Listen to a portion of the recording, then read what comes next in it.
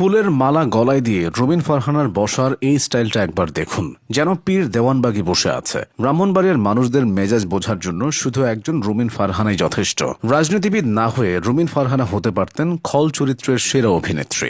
ঘাতক সিনেমার সেই বিন্দু মাসির কথা মনে আছে?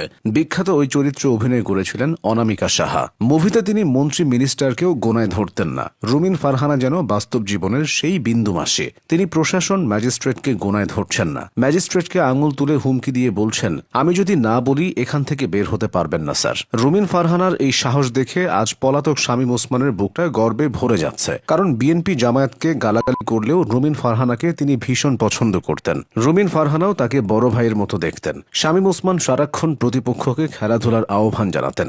রুমিন ফারহানা প্রতিপক্ষকে রোহিঙ্গা ও ডাকাত বলে অভিহিত করেন। এক্ষেত্রে রুমিন ফারহানা বড় ভাই শামীম ওসমানের থেকেও এগিয়ে। রুমিন ফারহানা ইদানিং যেখানেই যাচ্ছেন তার গলায় থাকছে অজস্র ফুলের মালা। অবস্থা এমন হয়েছে তিনি ফুলের মালা ছাড়া ক্যামেরার সামনে আসতেও পারছেন না। কিন্তু এই ফুলের মালা কে বা কাহারা দিচ্ছে তা এখনো জানা যায়নি। তবে নির্বাচনের আগেই যেভাবে তার গলায় ফুলের ফোয়ারা বইছে, নির্বাচনে জিতে গেলে হয়তোবা তিনি ফুলের সমুদ্রে গোসল করবেন। তাই অন্য কেউ চাক বা না চাক, ব্রাহ্মণবাড়িয়ার ফুল ব্যবসায়ীরা নিশ্চয়ই চাইবেন রুমিন ফারহানা নির্বাচনে জিতে আসুক। রুমিন ফারহানা হল রাজনীতির বাপ্পারাজ। দলকে ভালোবেসে দুর্দিনে হেসে এসে টিভি টকশোতে উপস্থিত হতো, অথচ সুদিনে সেই তাকেই দল থেকে বহিষ্কার করা হয়েছে। সেই শোকে কাতর না হয়ে রুমিন ফারহানা উল্টো গায়িকা হয়েছেন। ভরা মজলিসে তিনি বিএনপিকে উদ্দেশ্য করে গিয়েছেন, যখন তোমার কেউ ছিল না তখন ছিলাম আমি, এখন তোমার সব হয়েছে পর হয়েছে আমি। মূলত দল থেকে বহিষ্কার হওয়ার পর থেকে ব্যতিক্রমী সব লুকে সামনে আসছেন এই নেত্রী। সময় খারাপ গেলে মন ভালো রাখার জন্য অনেকে অনেক কিছু করে, রুমিন ফারহানাও সেটাই করছেন।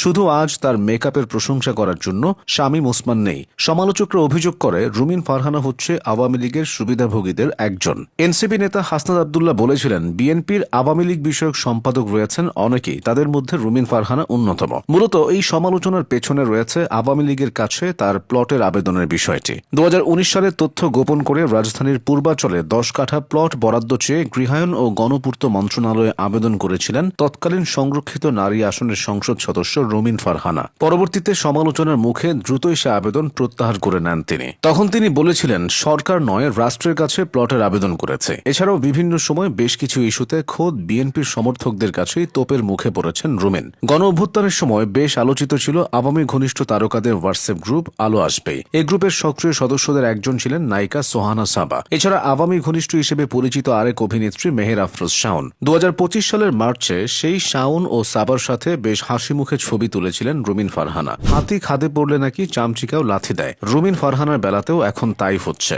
2025 সালের 24 আগস্ট